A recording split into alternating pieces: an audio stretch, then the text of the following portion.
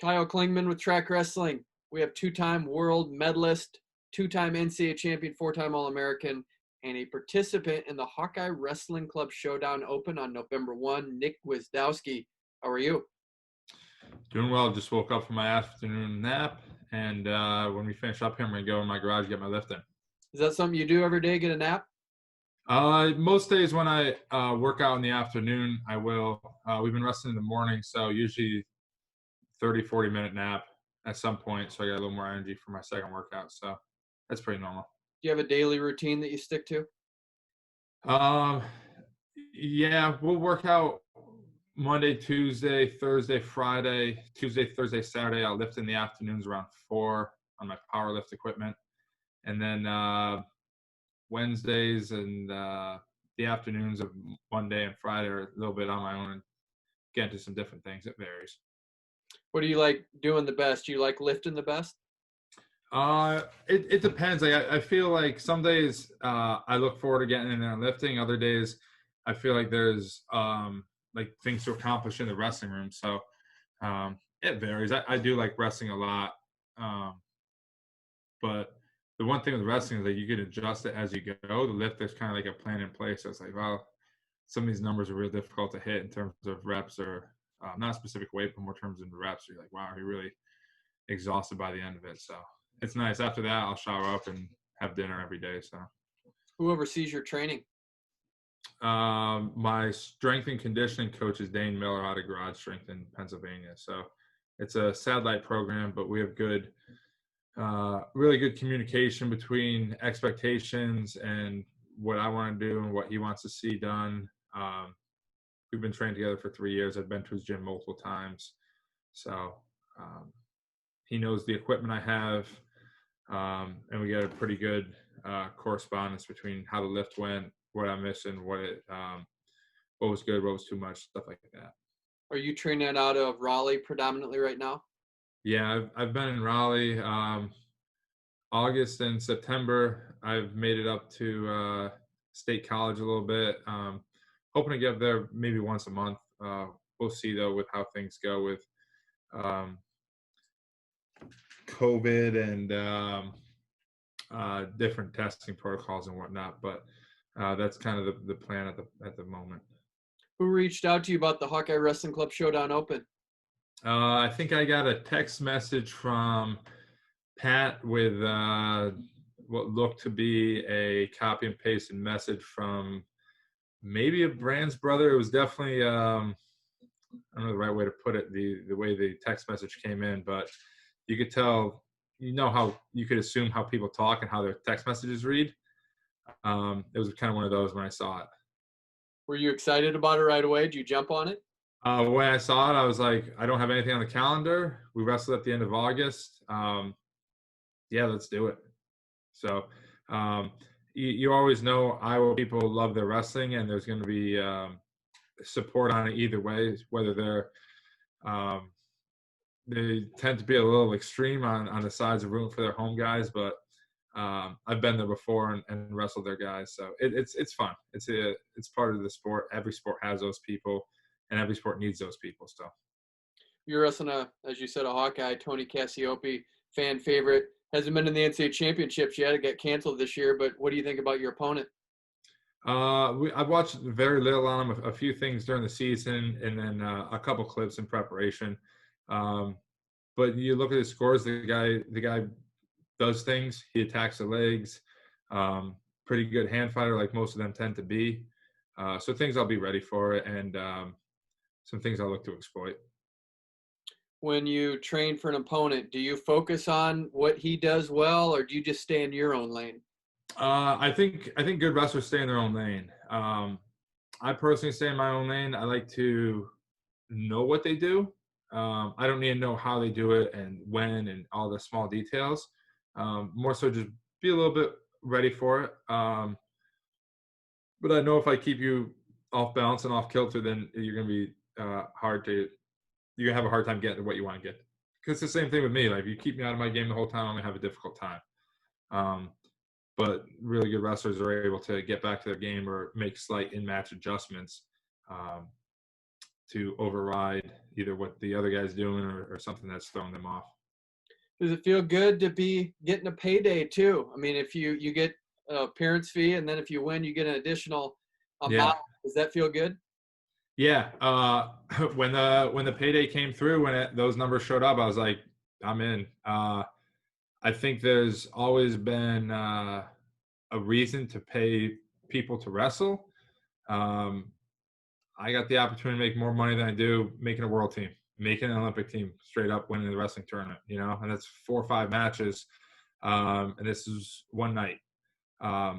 So I think if things are done properly in terms of the marketing and understanding how things work, I don't think a lot of people open their businesses and money's flowing in the door immediately. I think you need to put a foot in the market. You need to have understand there's going to be hard times. You got to drift through them and start to build your audience and be like, oh, this is going to happen regularly. This will be on again. Not one and done kind of showdown things. Not this event, but not one and done events. To be like, oh, we didn't make money, we're not doing it again.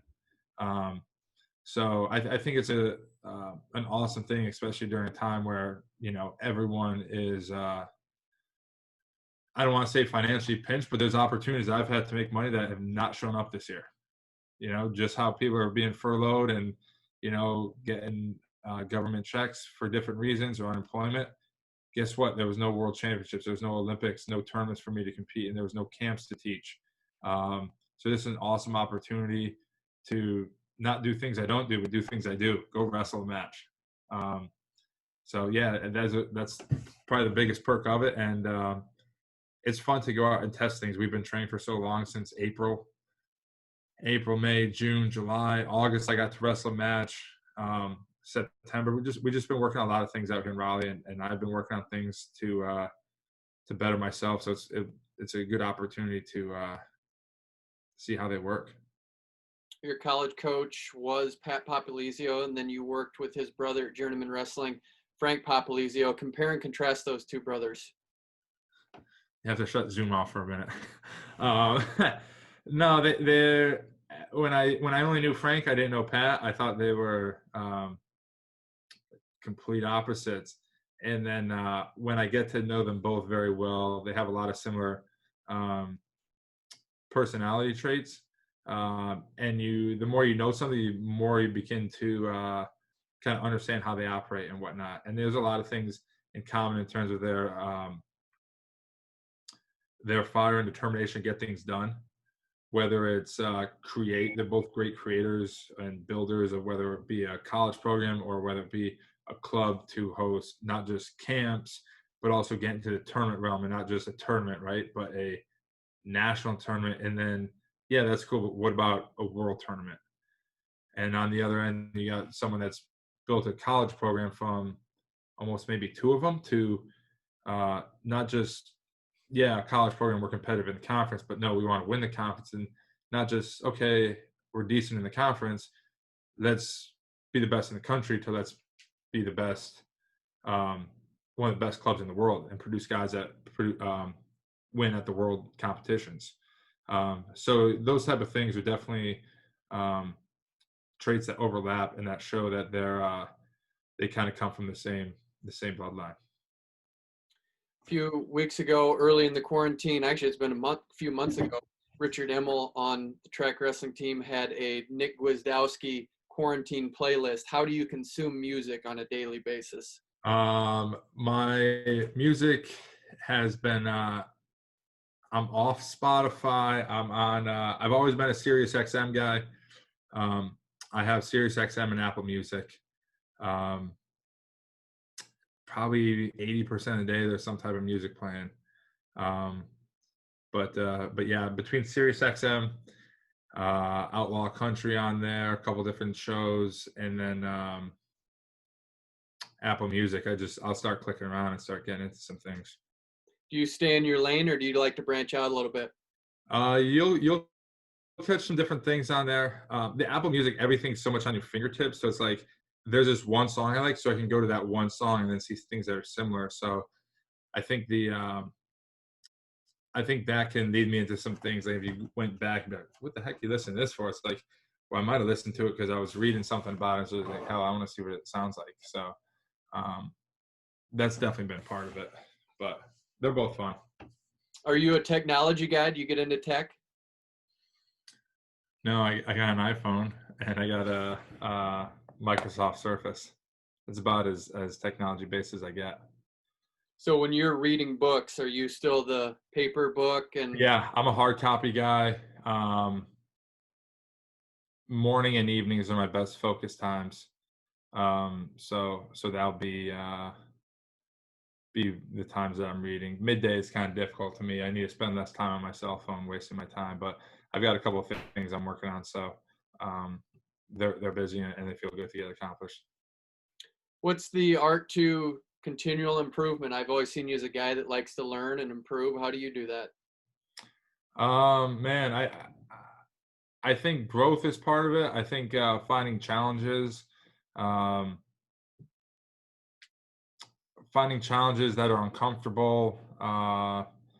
Those are things that I've done in my personal life to pursue them a little bit, and it could be as really small things, but like, wow, that has no correlation. But if you look at it deep enough, there is correlation that could relate to my wrestling skills, not just physically, but I would say almost at this point, a lot of it's mental.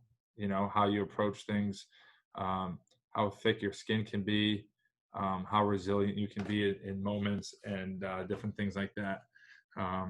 All of our physical compositions are very similar, but I think your control panel has a lot of that, and how to control your different emotions and whatnot. So